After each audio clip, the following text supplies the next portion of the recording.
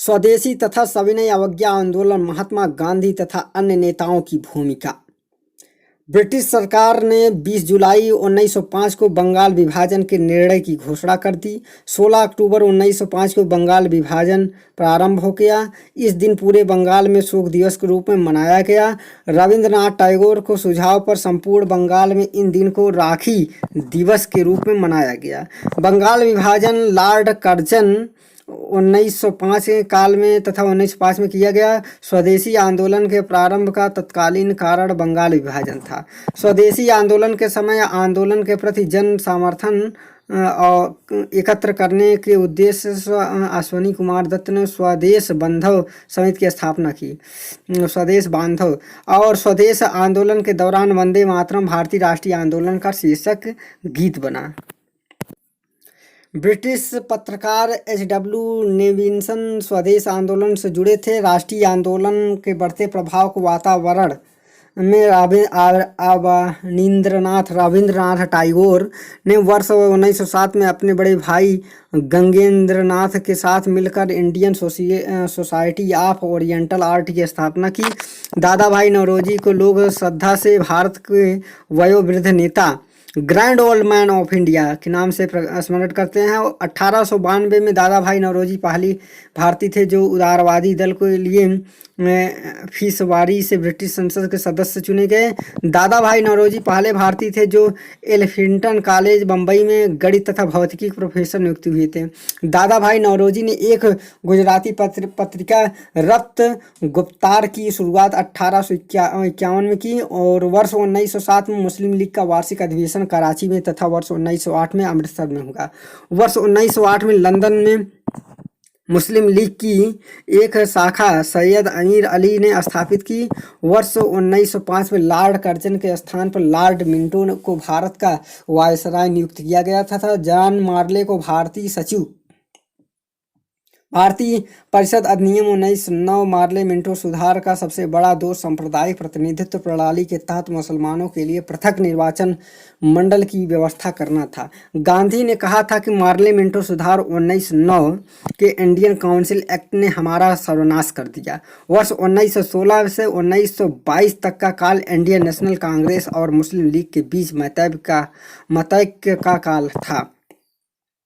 वर्ष 1916 में तिलक ने 1 सितंबर 1916 में एनी बेसेंट ने अपनी होम रूल लीग की स्थापना की। बेसेंट ने कॉमनवेल्थ और न्यू इंडिया का, तिलक ने मराठा और केसरी के माध्यम से अपनी लीग का प्रचार किया। तिलक द्वारा स्थापित होम रूल लीग के प्रथम अध्यक्ष जोसेफ वाइपर्डिस्ट तथा सचिव N.G. केलकर थे। एनी बेसेंट द्वारा स्थापित लीग के सचिव जार आरुएट थे। मोहनदास करमचंद गांधी 2 अक्टूबर 1869 को गुजरात के पोरबंदर नामक स्थान पर हुआ था। उनकी प्रारंभिक शिक्षा राजकोट में हुई थी। महात्मा गांधी की अल्पायु 13 वर्ष में ही कस्तूरबा गांधी के साथ विवाह हुआ और करमचंद गांधी पोरबंदर यानी वांकानेर का एवं राजकोट के राज्य दीवान थे जो गांधी जी के पिता थे। इनका उपनाम था गांधी। गांधी जी ने दक्षिण अफ्रीका में 1894 में नेशनल इंडिया कांग्रेस की स्थापना की थी। अपना सहयोग का सहायता में गांधी जी ने टॉलस्टॉय फार्म की स्थापना की। महात्मा गांधी ने फिनिक्स डरबन दक्षिण अफ्रीका में वर्ष 1904 में एक आश्रम स्थापित किया। सत्य तथा अहिंसा गांधी जी के रामराज्य के युगल सिद्धांत थे। गांधी जी ने लुई फिशर से स्वयं कहा, मैं सच्चा समाजवादी हूँ, मेरे समाजवाद का अर्थ है सर्वोदय। गांधी जी के समाजवाद में मार्क्सवाद की झलक मिलती है। गांधी जी के सत्याग्रह सिद्धांत में सत्याग्रही का उद्देश्य शत्रु को पराजित करना नहीं है बल्कि उसका हृदय परिवर्तित करके उसे अपने अनुकूल बनाना है। गांधी जी 24 वर्ष की उम्र में 1893 में एक गुजराती व्यापारी दादा अब्दुल्ला का मुकदमा लड़ने के लिए दक्षिण अफ्रीका यानी डरबन में गए थे। महात्मा गांधी वर्ष 1901 में आयोजित कांग्रेस के कलकत्ता अधिवेशन में भाग लिया था। महात्मा गांधी वर्ष 1915 में अहमदाबाद के कोचरब क्षेत्र में सत्याग्रह आश्रम की स्थापना की। महात्मा गांधी ने विदेशी वस्त्रों को नष्ट करने को राष्ट्र के आत्मसम्मान की से जोड़ते हुए कहा, विदेशी वस्त्रों की बर्बादी ही उसके साथ सर्वोत्तम व्यवहार है। धर्मनिरपेक्षता लेखकों में गांधीवादी विचारधारा को थोरो, रस्किन और टॉलस्टॉय ने सबसे अधिक प्रभावित किया। गांधी जी ने थोरो से सविनय अवज्ञा और करबंदी की प्रेरणा पाई। गांधी जी ने जाति विहीन अछूतों की दशा में सुधार के लिए कठोर संघर्ष किया। गांधी जी कहते हैं कि हरिजन सेवा मेरा जीवन श्वास है, इसलिए उसके बिना मैं एक क्षण भी जिंदा नहीं रह सकता। वर्ष 1917 और 18 को भारत आरंभ में गांधी जी ने 3 संघर्षों, चंपारण आंदोलन बिहार और अहमदाबाद और खेड़ा दोनों गुजरात में हिस्सा लिया। चंपारण तथा खेड़ा आंदोलन किसानों का आंदोलन था, जबकि अहमदाबाद का आंदोलन औद्योगिक मजदूरों का आंदोलन था। N.G. रंगा ने महात्मा गांधी के चंपारण सत्याग्रह का विरोध किया, जबकि रविंद्रनाथ टैगोर ने चंपारण सत्याग्रह के दौरान उन्हें महात्मा की उपाधि प्रदान की। और महात्मा गांधी को सर्वप्रथम राष्ट्रपिता सुभाष चंद्र बोस ने कहा था। नोआखली काल में प्यारे लाल महात्मा गांधी के सचिव थे। उनकी बहन डॉक्टर सुशीला नैयर महात्मा गांधी की व्यक्तिगत चिकित्सक थी। और Charles Andrews, Deenbandhu Andrews Saint Stephen college Delhi में प्राध्यापक थे। एंड्रूज वर्ष 1925 से 1927 में ऑल इंडिया ट्रेड यूनियन के अध्यक्ष भी बने। गांधी जी ने वर्ष 1903 में जोहान्सबर्ग में अपनी लॉ फर्म स्थापित की थी, जहां पर वे वर्ष 1910 तक रहे। बिहार में हुआ चंपारण सत्याग्रह भारत में गांधी जी का प्रथम सत्याग्रह था। फरवरी 1918 में इंद्र नारायण द्विवेदी, गौरी शंकर मिश्रा और मदन मोहन मालवीय के प्रयास से यूपी किसान सभा की स्थापना हुई। वर्ष 1920 में बाबा रामचंद्र के प्रयासों से प्रतापगढ़ में अवध किसान सभा का गठन किया गया। और सहजानंद सरस्वती बिहार प्रांतीय किसान सभा के अध्यक्ष थे। वर्ष 1936 में लखनऊ में अखिल भारतीय किसान कांग्रेस की स्थापना हुई, जिसका नाम बाद में बदलकर अखिल भारतीय किसान सभा कर दिया गया। इसका अध्यक्ष स्वामी सहजानंद को तथा महासचिव N.G. रंगा को बनाया गया। सितंबर 1946 में बंगाल की प्रांतीय किसान सभा द्वारा तिभगवा आंदोलन प्रारंभ किया गया। VP वाडियो के नेतृत्व में वर्ष 1918 में स्थापित मद्रास मजदूर संघ भारत का प्रथम आधुनिक मजदूर संगठन था। अहमदाबाद टेक्सटाइल लेबर एसोसिएशन की स्थापना वर्ष 1918 में महात्मा गांधी ने की। भारत में ट्रेड यूनियन कांग्रेस यानी अखिल भारतीय ट्रेड यूनियन कांग्रेस की स्थापना NM जोशी द्वारा 31 अक्टूबर 1920 में बम्बई में की गई। अखिल भारतीय ट्रेड यूनियन कांग्रेस के प्रथम अध्यक्ष लाला लाजपत राय थे तथा उपाध्यक्ष जोसेफ वाइपेटिक्टा एवं महामंत्री दीवान चमनलाल बजाज थे। अखिल भारतीय ट्रेड यूनियन कांग्रेस का प्रथम विभाजन वर्ष 1929 में नागपुर अधिवेशन में हुआ। इस समय जवाहरलाल नेहरू इसके अध्यक्ष थे।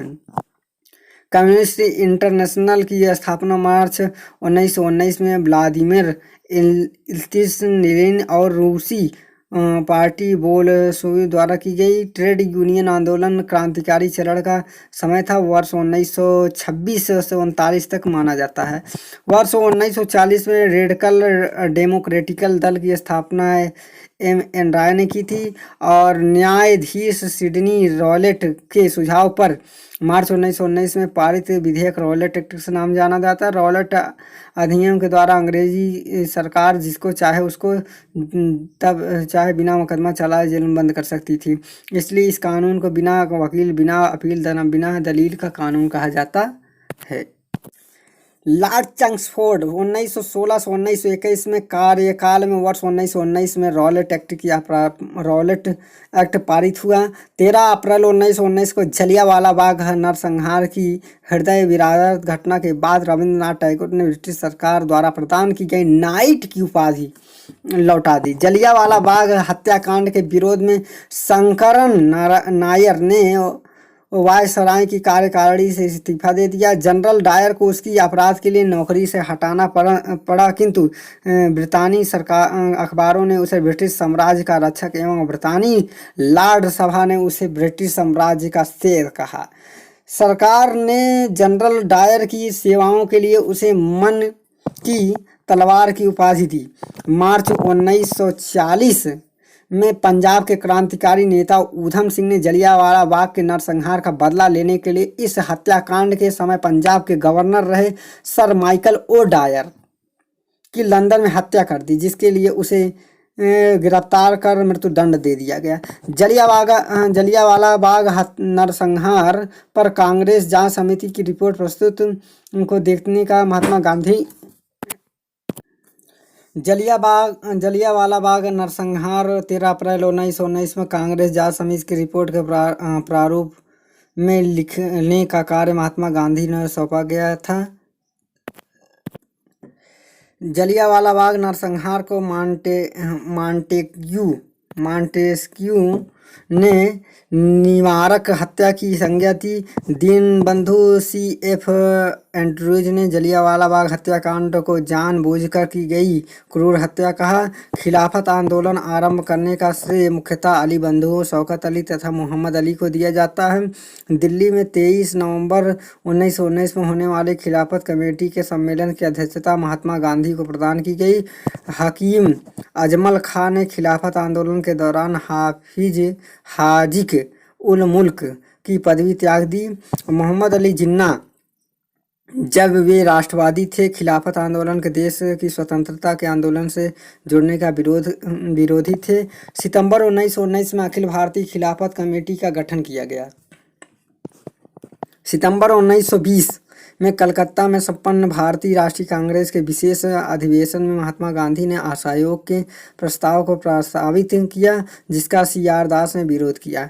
नागपुर अधिवेशन दिसंबर 1920 को असहयोग प्रस्ताव C.R. दास ने प्रस्तावित किया। गांधी द्वारा असहयोग आंदोलन 1 अगस्त 1920 को प्रारंभ किया गया। असहयोग आंदोलन के दौरान ही मोतीलाल नेहरू, लाला लाजपत राय, सरदार वल्लभ भाई पटेल, जवाहरलाल नेहरू तथा राजेंद्र प्रसाद न्यायालय का बहिष्कार कर आंदोलन में कूद पड़े। गांधी जी ने असहयोग आंदोलन शुरू होने के 1 वर्ष के भीतर स्वराज प्राप्त करने का नारा दिया। जिस समय गांधी भारत आए 1915 में, उस समय प्रथम विश्व युद्ध चल रहा था। उन्होंने सरकार के युद्ध प्रयासों में मदद की, जिसके लिए सरकार ने उन्हें कैसर-ए-हिंद सम्मान से सम्मानित किया, जिसे उन्होंने असहयोग आंदोलन में वापस कर दिया। जमनलाल बजाज ने अपनी राय बहादुर की उपाधि वापस कर दी। चौरी चौरा कांड की वास्तविक तिथि 4 फरवरी 1922 है। चौरी चौरा कांड में क्षुब्ध होकर महात्मा गांधी ने असहयोग आंदोलन वापस ले लिया। 12 फरवरी 1922 को बारदोली में हुए कांग्रेस की बैठक में आंदोलन को स्थगित करने का निर्णय लिया गया। असहयोग आंदोलन के दौरान रविंद्रनाथ टैगोर ने विदेशी वस्त्रों को जलाए जाने के अविवेकी या निष्ठुर बर्बादी कहा था।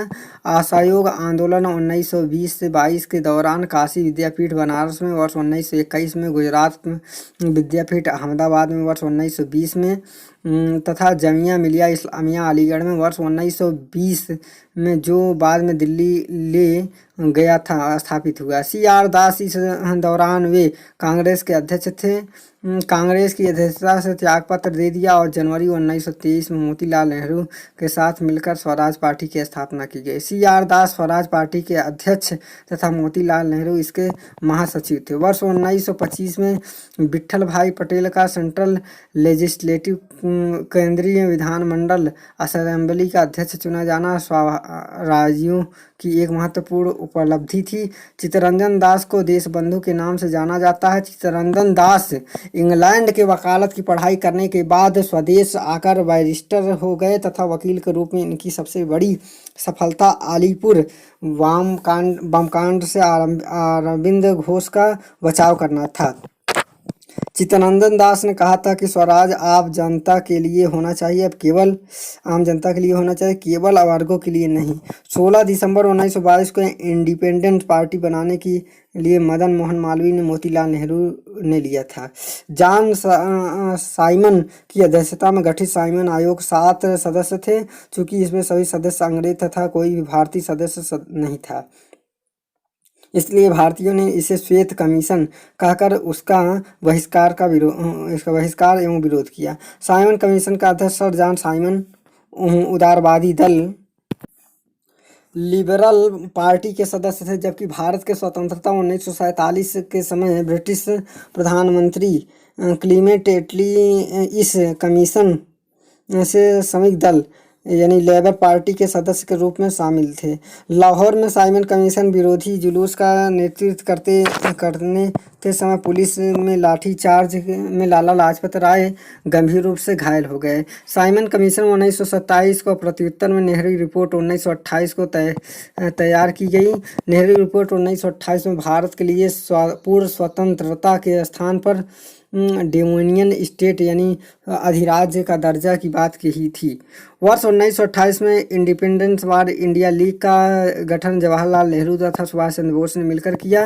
वर्ष 1921 में कांग्रेस के अहमदाबाद अधिवेशन के अध्यक्ष CR दास चुने गए, किंतु उनके जेल में होने के कारण हकीम अजमल खान ने इस अधिवेशन की अध्यक्षता की।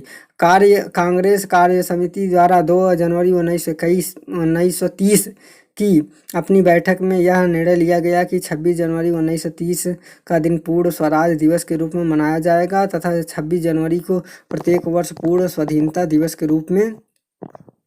महात्मा गांधी 12 मार्च 1930 को अपना प्रसिद्ध दांडी मार्च शुरू किया। महात्मा गांधी ने साबरमती आश्रम यानी अहमदाबाद से 78 चुने हुए साथियों के साथ सत्याग्रह के लिए कूच किया। 24 दिनों की लंबी यात्रा के बाद गांधी 6 अप्रैल 1930 को दांडी में सांकेतिक रूप से नमक कानून भंग किया और इस प्रकार नमक कानून तोड़कर उन्होंने औपचारिक रूप से सविनय अवज्ञा आंदोलन का शुभारंभ किया। सुभाष चंद्र बोस गांधी जी के दांडी मार्च की तुलना नेपोलियन के एल्बा से पेरिस मार्च से की थी। सुभाष चंद्र बोस ने गांधी जी का मजा ले लिया। तमिलनाडु में गांधीवादी नेता सी राजगोपालाचारी ने तिरुचिरापल्ली से वेदरायण तक की नमक यात्रा की। सविनय अवज्ञा आंदोलन के दौरान सारसना नामक गोदाम पर कांग्रेस कार्यकर्ताओं ने धावे से पूर्व महात्मा गांधी को 5 मई 1930 को गिरफ्तार कर यवरदा जेल में भेज दिया गया। उनके स्थान पर अब्बास तैयबजी आंदोलन के नेता हुए। अब्बास तैयबजी भी गिरफ्तार के बाद श्रीमती सरोजनी नायडू 21 मई 1930 को धरना नामक गोदाम पर धावे का नेतृत्व किया। इस लोमहर्षक घटना का विवरण अमेरिकी पत्रकार बेब मिलर ने प्रस्तुत किया है। उत्तर पश्चिमी सीमा प्रांत में खान अब्दुल गफ्फार खान के नेतृत्व में खुदाई खिदमतगार नामक स्वयंसेवी संगठन स्थापित किया गया था। इन्हें लाल कुर्ती रेड शर्ट के नाम से भी जाना जाता है। सविनय अवज्ञा आंदोलन के दौरान पेशावर में गढ़वाल रेजिमेंट के सिपाहियों ने चंद्र सिंह गढ़वाल नेतृत्व में निहत्थी भीड़ पर गोली चलाने से इनकार कर दिया। सविनय अवज्ञा आंदोलन के दौरान मणिपुर की जनजातियों ने भी सक्रिय भागीदारी दिखाई। यहाँ पर आंदोलन का नेतृत्व हिप्पो जादोनांग तथा उसके पश्चात नागा जनजाति की महिला गैंडनालियू ने किया। इसी जियांतरांग आंदोलन कहा जाता है। अक्टूबर 1934 में गांधी जी ने अपना पूरा समय हरिजनोत्थान में लगाने के लिए सक्रिय राजनीति में स्वयं को हटाने का निश्चय किया। सितंबर 1932 में गांधी जी ने हरिजन कल्याण हेतु अखिल भारतीय छुआछूत विरोध लीग की स्थापना की तथा हरिजन नामक साप्ताहिक पत्र का प्रकाशन किया। गांधी जी इरविन समझौते के परिप्रेक्ष्य में सरोजनी नायडू ने गांधी और इरविन को दो महात्मा यानी टू महात्मा की संज्ञा दी। गांधी इरविन समझौता 5 मार्च 1931 को संपन्न हुआ और इरविन के जीवनीकार एलन कैम्पबेल जॉनसन ने गांधी इरविन समझौते में महात्मा गांधी के लाभों को सांत्वना पुरस्कार कहा था। 10 जून तथा 24 जून 1930 को साइमन कमीशन की रिपोर्ट प्रकाशित हुई। राजनीतिक संगठनों में कमीशन की सिफारिशों का अस्वीकार कर दिया गया।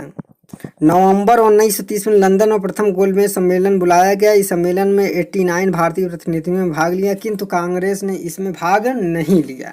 प्रथम गोलमेज सम्मेलन में एंग्लो इंडियन का प्रतिनिधि केटी पाल ने किया था। गोलमेज सम्मेलन में उद्घाटन ब्रिटिश सम्राट जॉर्ज पंचम ने किया था तथा इसकी अध्यक्षता ब्रिटिश प्रधानमंत्री रामजे मैकडोनाल्ड ने किया था। 7 सितंबर 1931 में 1 दिसंबर 1931 तक चले द्वितीय गोलमेज सम्मेलन महात्मा गांधी ने कांग्रेस के एकमात्र प्रतिनिधि के रूप में हिस्सा लिया।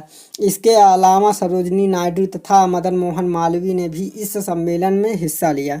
गांधी जी एस राजपूतना नामक जलपोत को लंदन पहुँचे तथा वे लंदन के किंगले हार्ड में ठहरे। Doctor Bhimrao Ambedkar, doctor BR Ambedkar तीनों गोलमेज सम्मेलनों में भाग लेने वाले पहले भारतीय थे। लंदन में तीसरा गोलमेज सम्मेलन 17 नवंबर 1932 से 24 दिसंबर 1932 तक चला। कांग्रेस ने इस सम्मेलन का बहिष्कार किया। गांधी इरविन समझौता दिल्ली समझौता में मंजूरी देने के लिए सरदार वल्लभ भाई पटेल की अध्यक्षता में 26 से 31 मार्च 1931 को कांग्रेस का कराची अधिवेशन हुआ। कराची अधिवेशन में पहली बार कांग्रेस ने मौलिक अधिकारों और राष्ट्रीय आर्थिक कार्यक्रमों के संबंध में प्रस्ताव पारित किया। कराची अधिवेशन की अध्यक्षता वल्लभ भाई पटेल ने की। कराची अधिवेशन में कुछ लोगों के विरोध करने पर गांधी जी ने कहा, गांधी मर सकता है, गांधीवाद नहीं। यह पहला अवसर था जब पूर्ण स्वराज को कांग्रेस द्वारा परिभाषित किया गया। वर्ष 1931 में भारतीय राष्ट्रीय कांग्रेस के कराची अधिवेशन में पारित मूल अधिकारों तथा आर्थिक कार्यक्रम पर संकल्प पंडित जवाहरलाल नेहरू ने प्रारूपित किया तथा M.N. राय ने इसमें सहयोगी की भूमिका निभाई थी। सुभाष चंद्र बोस ने भारतीय राष्ट्रीय कांग्रेस के कराची अधिवेशन 1931 में महात्मा गांधी को लोकप्रियता को सम्मान की पराकाष्ठा माना है। 16 अगस्त 1932 को रामजे मैकडोनाल्ड ने अपनी संपादकीय अधिनिर्माण निर्णय की घोषणा की, जिसे सांप्रदायिक पंचाट कहा जाता है। गांधी जी अपना पहला आमरण अनशन